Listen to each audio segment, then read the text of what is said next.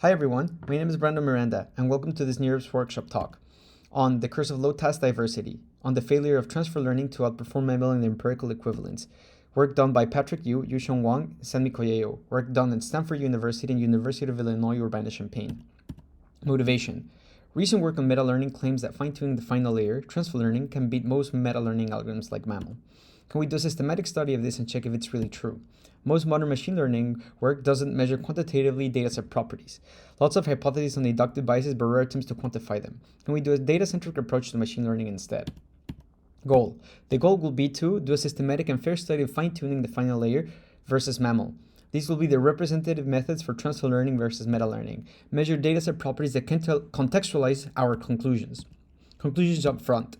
Under fair comparison and a dataset perspective, MAML and transfer learning have same performance accuracy, and it's statistically significant. All datasets used have low diversity according to our novel metric.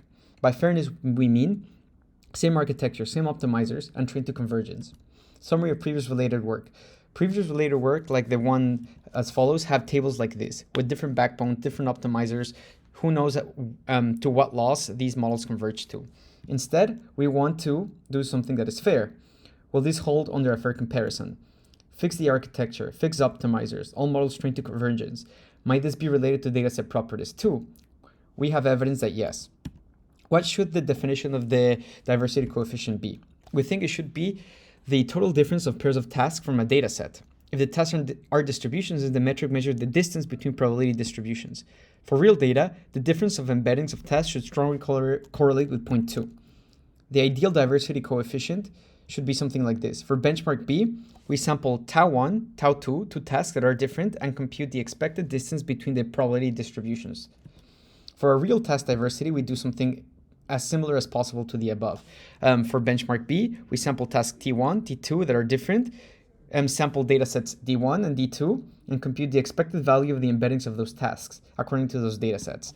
Using the embeddings task2vec that uses the diagonal of the Fisher information matrix of the dataset D from task tau using a fixed pro network. Why should diversity matter for meta-learning? Intuition. If the datasets have low diversity, all tasks are very similar. Do we really need to adapt or meta-learn? If the datasets have higher diversity, tasks are different. We likely need to at least adapt, or perhaps meta-learning would be helpful. Intuition. Diversity is related to information content. Consider the reverse. If all tasks are the same, is there really any new information in the dataset? Evidence for our conclusions. Recall conclusions. Under fair comparison and dataset analysis, MAML is statistically similar to transfer learning. All datasets used have low diversity coefficient according to our new measure. So the diversity we have, according to 4 different models, 2 pre-trained on ImageNet and 2 that are random, the diversity is around 0.1 or below for mini ImageNet and CFRFS. The max value is 1.0, so these values are small. MAML and transfer learning have the same performance accuracy. That's what we mean by similar. See the bar graphs below, where all the accuracies are the same and the confidence intervals intersect. Can we trust the proposed diversity coefficient on real data? We argue yes, because the suggested real diversity coefficient correlates with ground truth diversity on synthetic tasks with access to ground truth distributions. This is what we show in this plot, where on the x-axis we have the ground truth diversity according to the Hellinger distance, and on the y-axis using our task-to-vec diversity, and we show that the two correlate positively. Task-to-vec is also based on the Fisher information matrix, which is a Riemannian metric on the space of probability distributions. So the plot above basically is a sanity check for this point. In addition, task-to-vec predicts similarities that match human intuitions about semantic relations and taxonomical distances when available. Further evidence. Do these observations hold as the model size changes for small 5-layer CNNs? Perhaps MAML helps small models in low diversity regimes. Our evidence suggests no. As the model sizes changes for size filters 4, 8, etc. up to 32, we show that the confidence intervals of the accuracy still intersect, showing that MAML and transfer learning are quite similar and there is no statistical difference.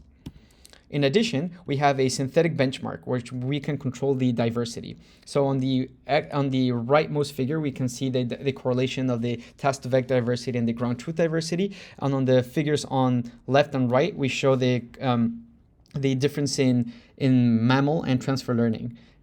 We see that in the low diversity regime, less than 0.8 ground truth diversity, these two methods intersect in their confidence intervals. Thank you for your attention. Any questions? Email me, Brando Miranda, at brando9@stanford.edu.